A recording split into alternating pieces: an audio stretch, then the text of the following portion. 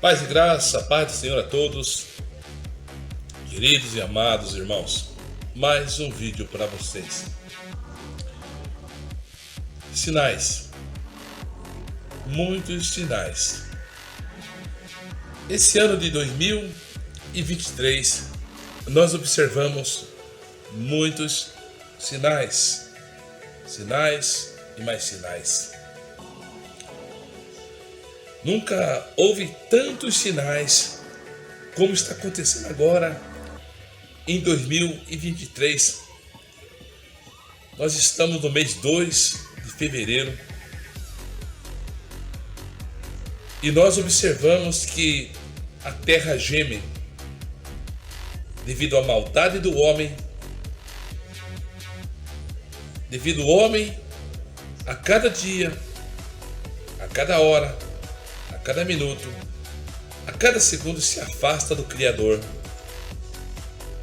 implantando em si mesmo as suas próprias leis, leis estas humanas, leis terrenas, leis contrárias ao Criador.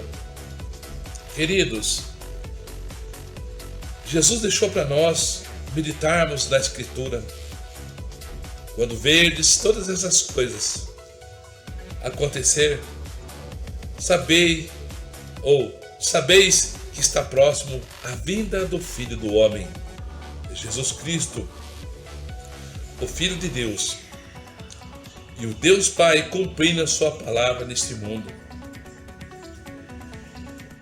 Eu tenho editado muitos vídeos mostrado as intempéries, os cataclismas e aquilo que está na Escritura, Mateus 24 e do Apocalipse.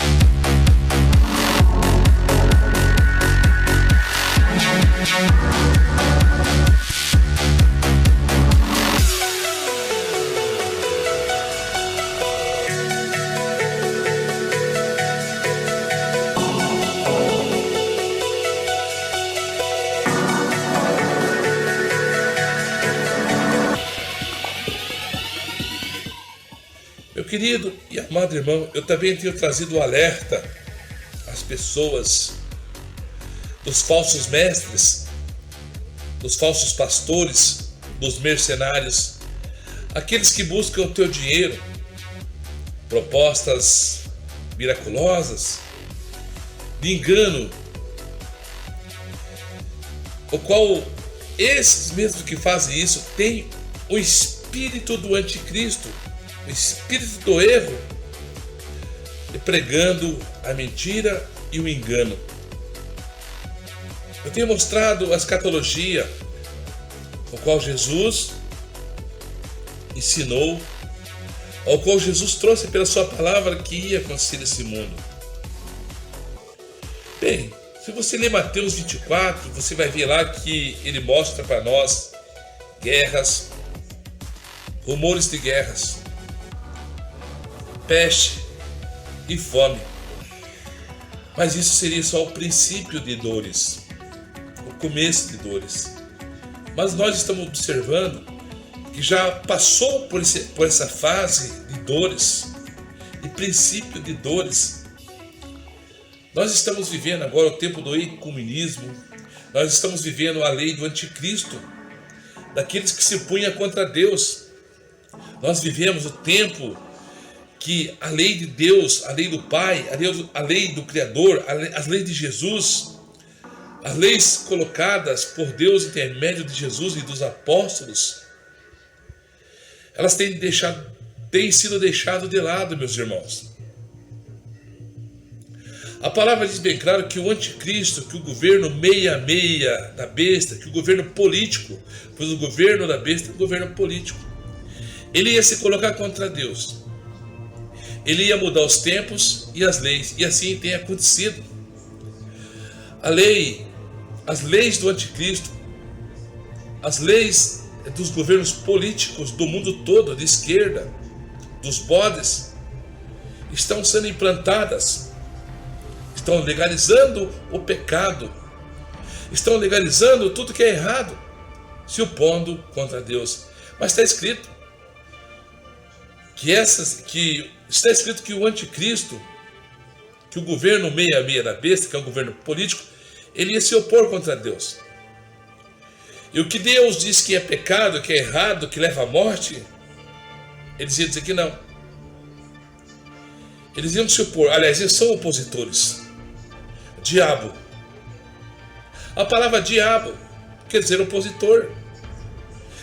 O diabo, que é opositor a Deus, tinha soprado no ouvido dos homens, até mesmo de pastores, ou supostamente daqueles que se dizem ser pastores, mas não são mercenários, são enganadores, são os bodes, são lobos transvestidos de ovelhas e estão levando o povo ao inferno. Não é se pregado o arrependimento, não é se pregado contra o pecado mais, pois hoje se pregar-se a palavra contra o erro, contra o pecado, então eles dizem que isso é discurso de ódio.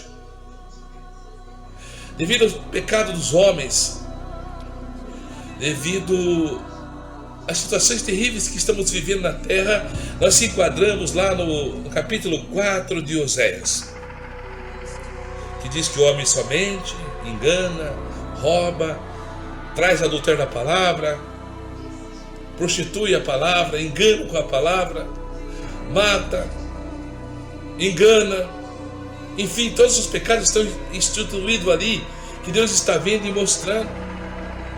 E diz mais ali em Oséias 4, e não me vingaria, diz o Senhor, dessas coisas, não traria juízo sobre a terra, eis que eu tenho a contenda contra os moradores da terra. Diz a palavra do Senhor lá em Oséias capítulo 4. Eu até reflito muito naquela palavra e muitas vezes as pessoas não compreendem, mas por que morrem tantos inocentes, crianças, enfim, não dá para entender. E às vezes eu ouço pessoas dizer assim, mas por que Deus faz isso? Porque Deus é justo. Porque Deus, não há nenhuma injustiça da parte de Deus. Ele criou tudo e todos, é dele. Ele faz o que ele quiser e a hora que quiser. Mas dentro dessa mensagem, dentro dessa palavra, eu digo para você que, na verdade, ele coloca para mim, coloca para você, coloca para a humanidade bênção e maldição. Ele coloca diante de você, de mim, de todas as suas criaturas, do ser humano, ele coloca, eis que eu coloco diante de vós bênção e maldição. Eu digo para você, escolha a bênção para que te vá bem. Qual é a bênção? As leis, os decretos, os mandamentos, os ensinos que ele deixa para nós vivermos e ser agraciados, e principalmente no dia de hoje, no tempo da graça em Cristo Jesus, nós possamos vir e fazer o reconcílio com Deus Criador, em nome do Senhor Jesus, em nome do seu Filho, em nome do Cordeiro de Deus que tira o pecado do mundo. Queridos, muitos sinais.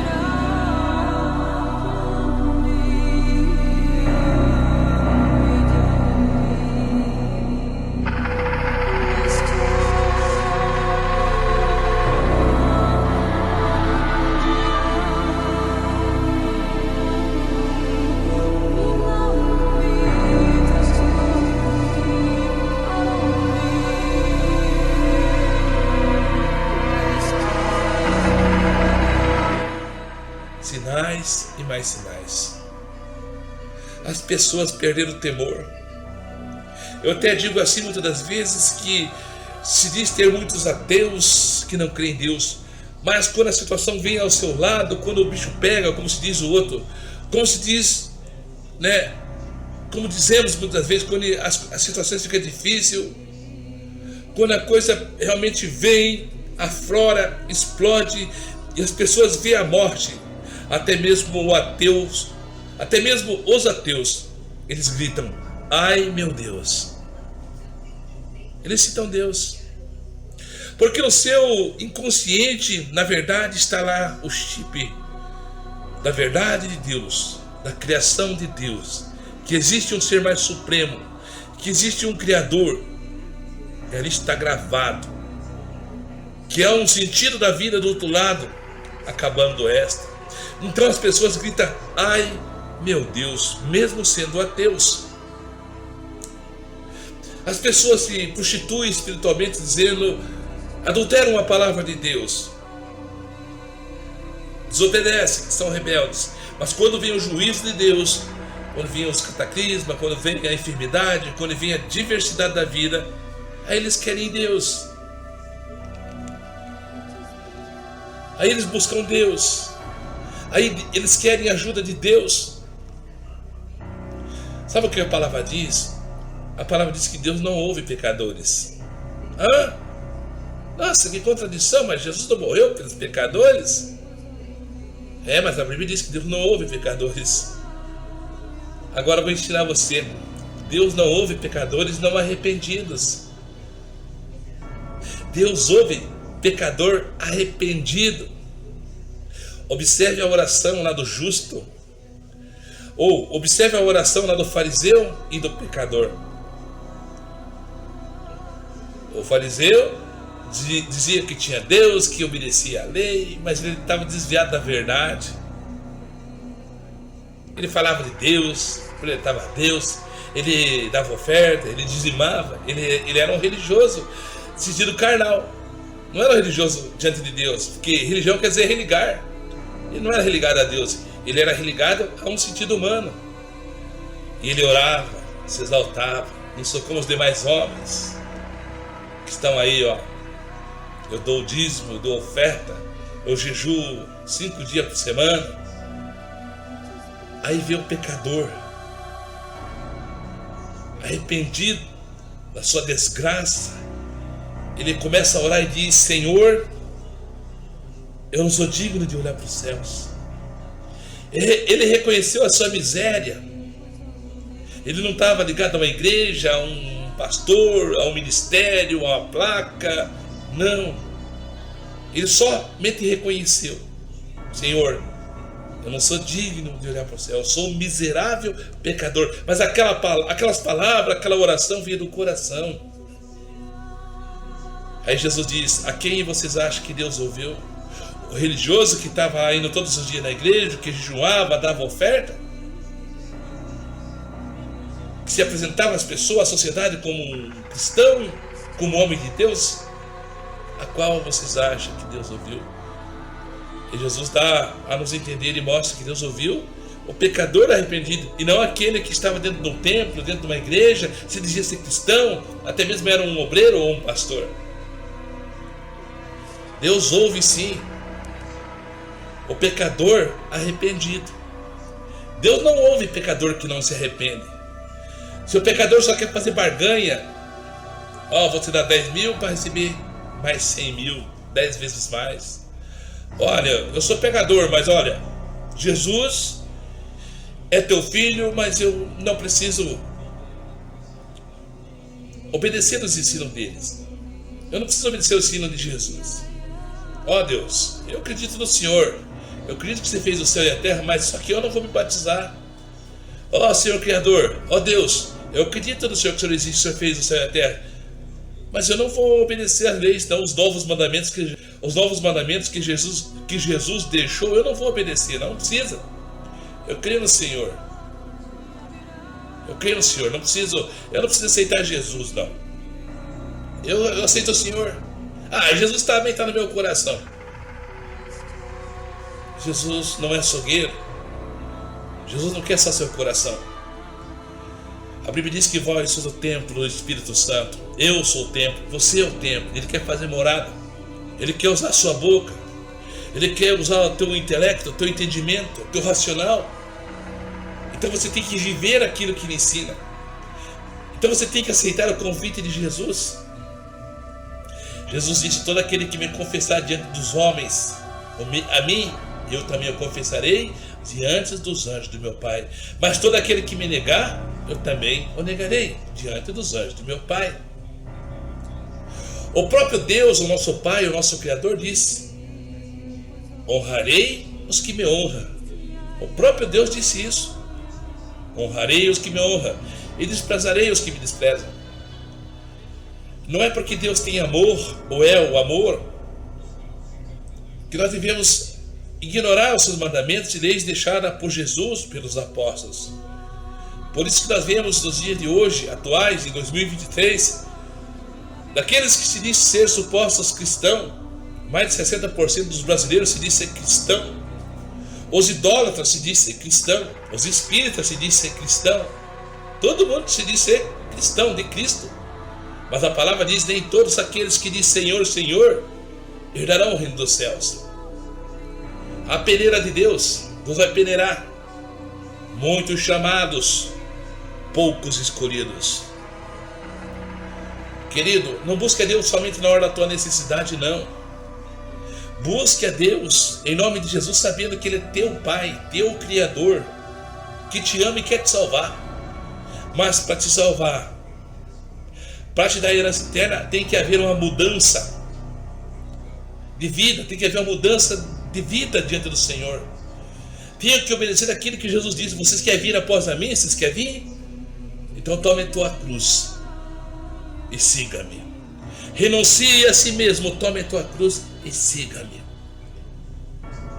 A palavra de Jesus é bem clara: Ele não ofereceu dinheiro nem prata, nem riqueza. Nunca. Ele falou para você renunciar a tudo. Renuncie a si mesmo e segue-me. A mensagem do Senhor Jesus, ao contrário dos mercenários, ao contrário dos falsos apóstolos, Ele disse: olha, renuncie a si mesmo, tome a sua cruz e segue-me. Vocês vão ser perseguidos, vocês vão ser odiados por causa da boa nova, por causa do evangelho. Vocês vão ser odiados por causa do meu nome e porque eu vou estar em vocês. Porque vocês vão pregar a moralidade, vocês vão pregar o reino dos céus, vocês vão pregar contra os atos pecaminosos, vocês vão pregar contra o pecado. E por isso vocês vão pregar a verdade. E quando vocês pregar a verdade, eles vão odiar vocês. Mas Ele já mostrou bem claro para mim e para você, dizendo que vós não sois deste mundo, como eu também não sou. Vós sois forasteiros, vós sois peregrinos, estão só de passagem por esse mundo. O vosso reino está nos céus, a vossa pátria está nos céus. Por isso eu vos digo: ajuntais tesouro nos céus, onde a traça não corrói, onde os ladrões não minam. Jesus ensinou tudo isso, coisas que os mercenários, os falsos profetas, os falsos irmãos não ensinam. Lhe pregam coisas da vaidade, coisas passageiras deste mundo. Eu digo a você, para você ser homem trabalhador, ou mulher, um jovem, um ancião trabalhador, fazer a tua parte, compre como se não comprasse. Aqueles que vão se casar, casem como se não fossem se casar, porque a vossa vida está escondida em Cristo Jesus, em Deus.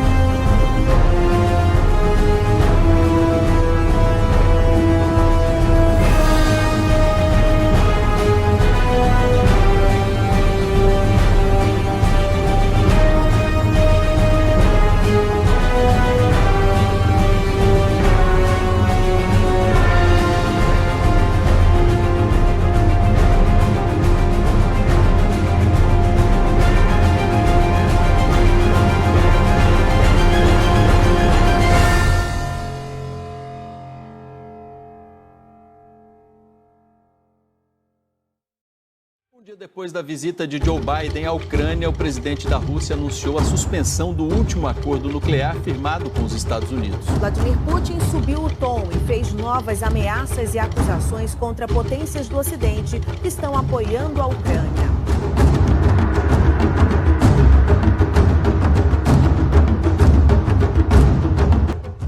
O presidente Vladimir Putin anunciou nesta terça-feira que a Rússia suspendeu sua participação no Tratado de Desarmamento Nuclear New START. O líder russo ameaçou realizar novos testes nucleares se o governo americano fizer primeiro. Tenho que anunciar que a Rússia está suspendendo sua participação no Tratado New START.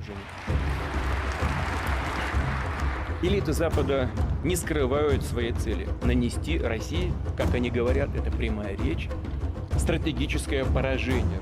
As elites do Ocidente não escondem o objetivo de, como elas próprias dizem, impor uma derrota estratégica à Rússia. O que isso significa? Significa acabar com o nosso país de uma vez por todas. Por isso querem transformar um conflito local em um confronto global. Nós entendemos dessa maneira e vamos reagir de acordo. И соответствующим образом будем на это реагировать. Putin também declarou que os ocidentais e o governo da Ucrânia são os culpados pela continuidade da guerra no país vizinho. O conflito completa um ano no dia 24 de fevereiro. A responsabilidade por alimentar o confronto na Ucrânia, por sua escalada, pelo número de vítimas, é totalmente das elites ocidentais e, claro, do regime de Kiev, para quem o povo ucraniano é essencialmente estrangeiro. O governo da Ucrânia não serve aos interesses nacionais, mas sim a países terceiros. Os Estados Unidos classificaram como um absurdo as falas de Putin. O presidente Joe Biden, que está em viagem na Polônia, vai fazer um discurso na tarde desta terça-feira no Castelo Real de Varsóvia.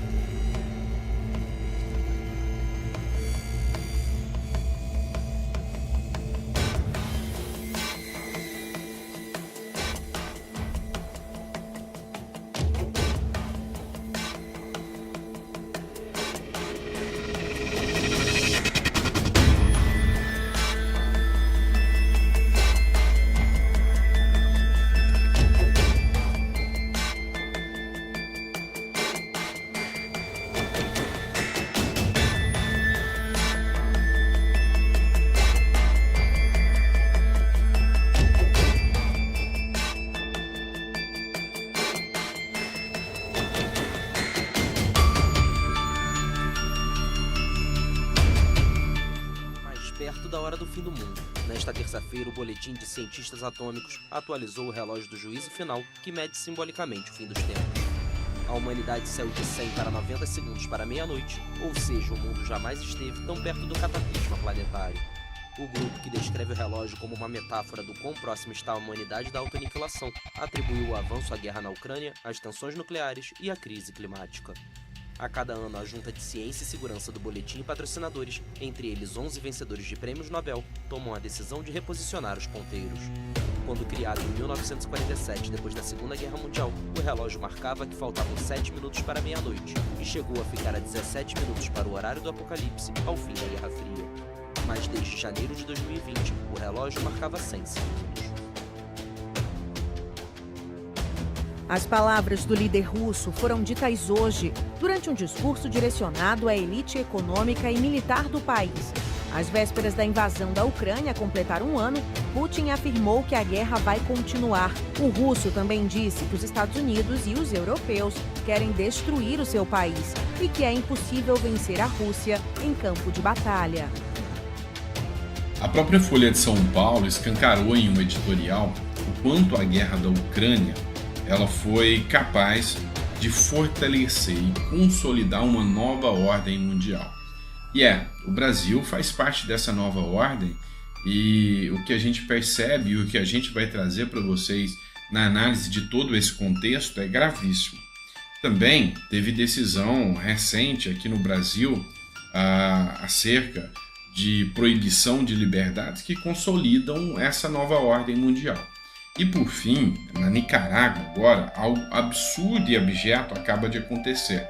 E o Brasil está envolvido nisso pelo silêncio, pela sua omissão. Bom, mas bora lá, vamos começar com matéria. Olha só esse editorial da Folha de São Paulo. Pessoal, mas eu acredito que esse editorial pegou direto na veia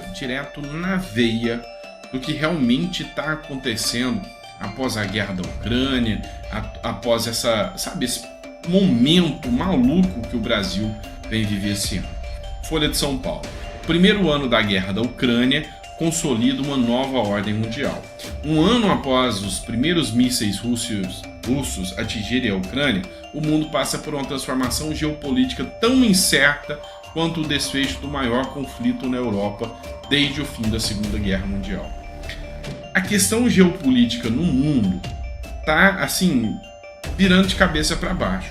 Mas uma coisa é certa: depois desses ataques, depois desse início dessa guerra, uma coisa política ninguém pode negar: é o ressurgimento da esquerda, uma ideologia política que quase que o mundo já reconhecia como algo derrotado, a questão do comunismo, do marxismo estrutural. O mundo já tinha visto que aquilo era uma aberração da União Soviética, a Rússia com o leninismo e tudo aquilo que você já está acostumado. O mundo já tinha visto aquilo como uma aberração.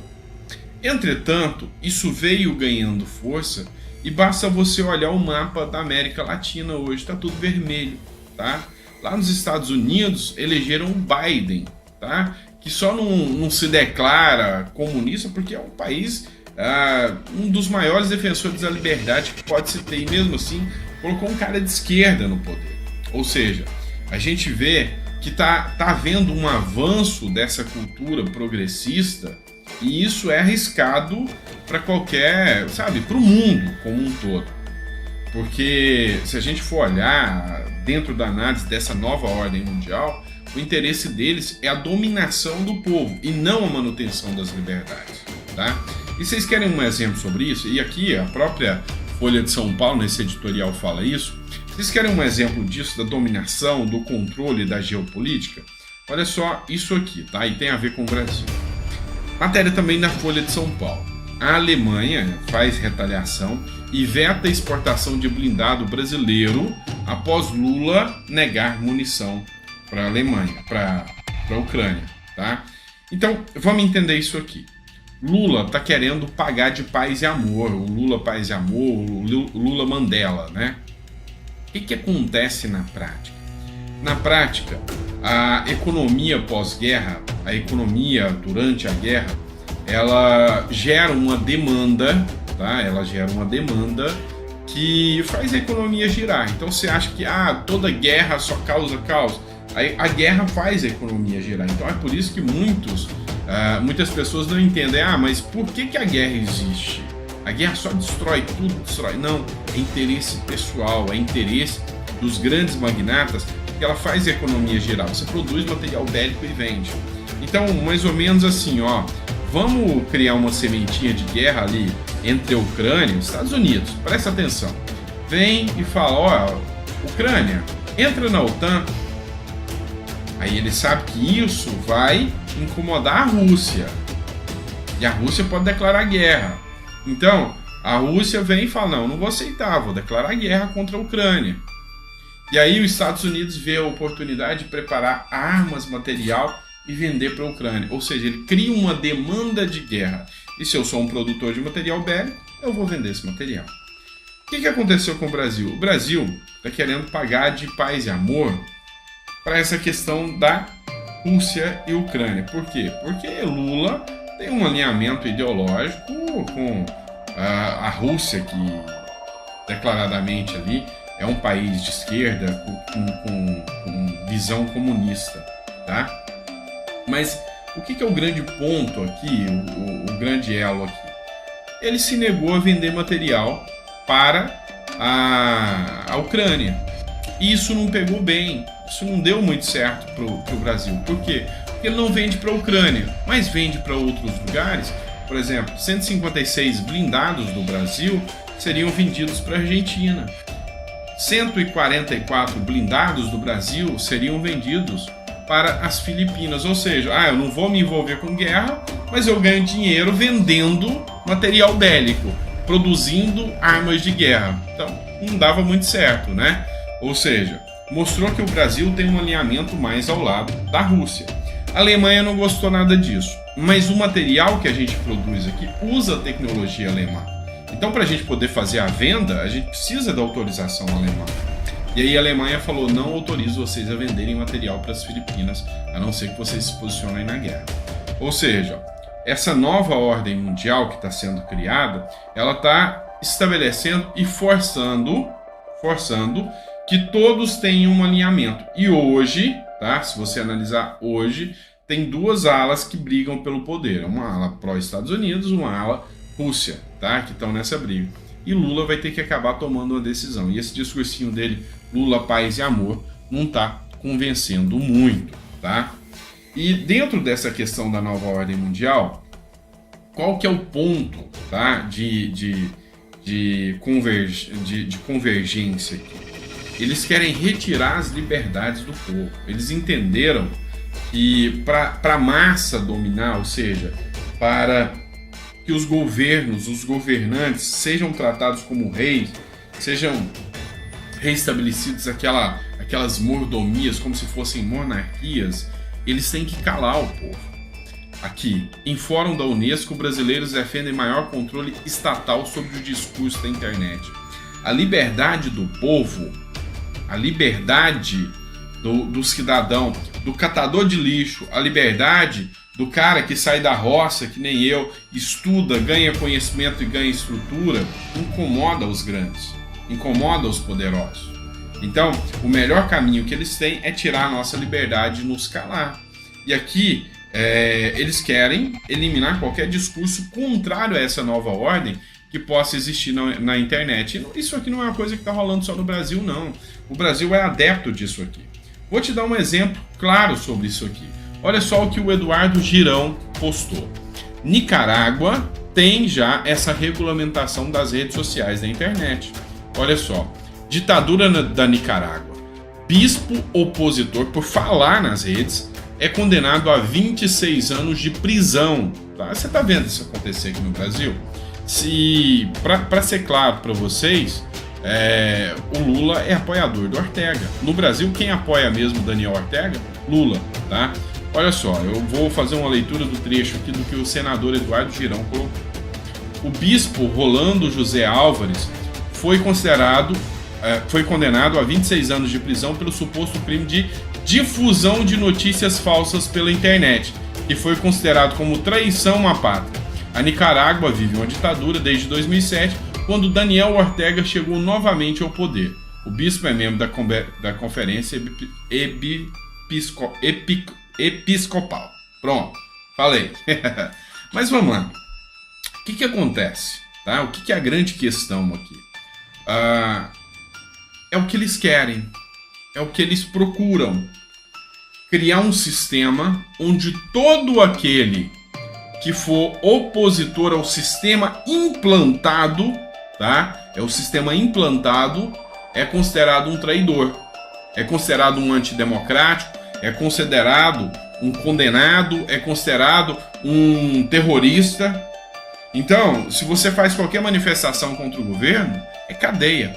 Dá uma olhada se no Brasil já não está acontecendo da mesma forma que está acontecendo em alguns países. A gente já está com um projeto de Nicarágua pronto. Só não vê quem não quer. Só não vê quem tapa os olhos e foi já contaminado por uma mídia podre que enganou todo mundo, que enfiou na cabeça do povo que, sabe, é ridículo o que está acontecendo. Olha só, a Damares Alves postou aqui, ó, aqui aguardando a manifestação do Planalto e do Itamaraty sobre a perseguição a padres, escritores e cidadãos comuns da Nicarágua. Quem cala consente ou para ditaduras de esquerda são só aplausos. Aí aqui ela cita a questão da Nicarágua aqui.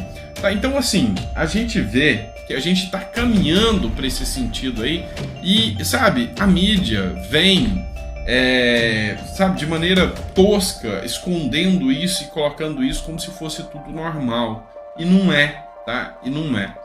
Você vai ver aqui agora, muita gente aí parabenizando o Lula, voltou às relações internacionais com o Brasil. O Brasil está sendo considerado um pateta nas relações internacionais. E quem está falando isso não sou eu, não. tá? Quem está falando isso é o próprio William Wack, que eu vou trazer aqui, ó, essa matéria que presta atenção para você entender um pouco mais sobre como o Brasil está sendo visto lá fora. Daniel, ninguém levou a sério isso aí. A minha pergunta... Mas é para dentro.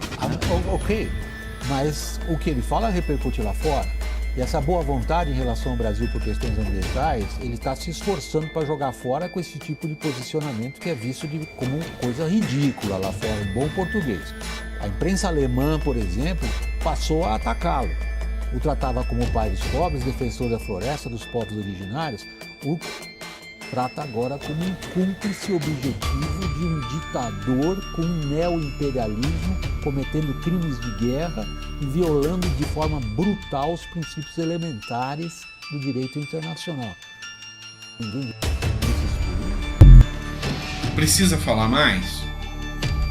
Apoiando ditaduras, um violador brutal de direitos internacionais, um violador brutal de direitos humanos, um violador brutal de liberdades. É simples assim. Não sou eu que estou falando, tá aqui o William Wack falando isso, tá?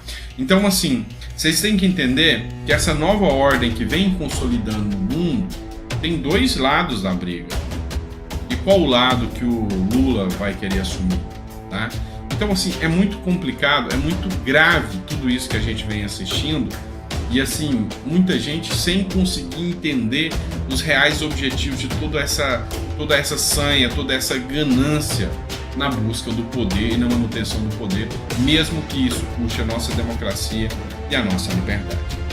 Primeiro, as informações. O presidente dos Estados Unidos, Joe Biden, disse nesta terça-feira que a Rússia nunca vencerá a guerra na Ucrânia. A declaração foi uma pronta resposta ao discurso do líder russo Vladimir Putin, que suspendeu a participação da Rússia no acordo nuclear com os Estados Unidos. Vamos ver. Centenas de pessoas compareceram para assistir ao líder americano reiterar o apoio dos Estados Unidos e da OTAN à Ucrânia. A dictator bent on rebuilding an empire will never be able to ease the people's love of liberty. Brutality will never grind down the will of the free. And Ukraine will never be a victory for Russia. Never. Mais cedo, falando a ministros, parlamentares e apoiadores, Putin havia prometido que a guerra continuaria e que, em uma mensagem clara à OTAN, a Rússia seria invencível no campo de batalha. Putin ainda anunciou a suspensão da participação da Rússia no último acordo de controle nuclear com os Estados Unidos, voltando a ameaçar o uso de novas armas estratégicas. Повторю, не выходят из договора. Нет. А именно приостанавливать свою часть. Но прежде чем вернуться к обсуждению этого вопроса, мы должны для себя понять, на что все-таки претендуют такие страны Североатлантического альянса, как Франция и Великобритания. И как мы будем учитывать их стратегические арсеналы. Após o discurso do líder russo, o secretário-geral da OTAN, Jens Stoltenberg, alertou que a saída da Rússia do acordo tornou o mundo um lugar mais perigoso. Stoltenberg disse ainda que a aliança militar concordou em convocar uma reunião de especialistas para garantir que a Ucrânia tem as armas de que precisa para resistir à ofensiva de Putin. Mais uma vez, Vladimir Putin responsabilizou o Ocidente pela invasão da Ucrânia e disse que a Rússia fez o possível para resolver o problema de forma pacífica.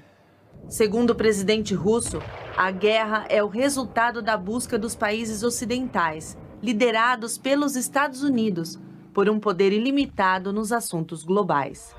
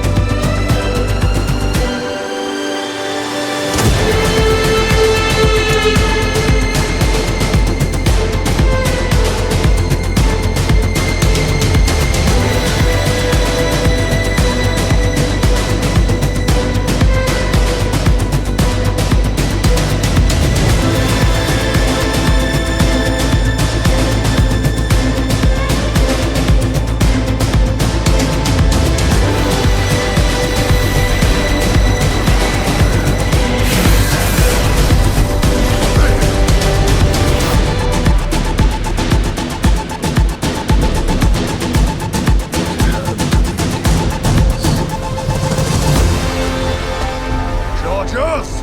Clean up and clear out. There's money on the horizon.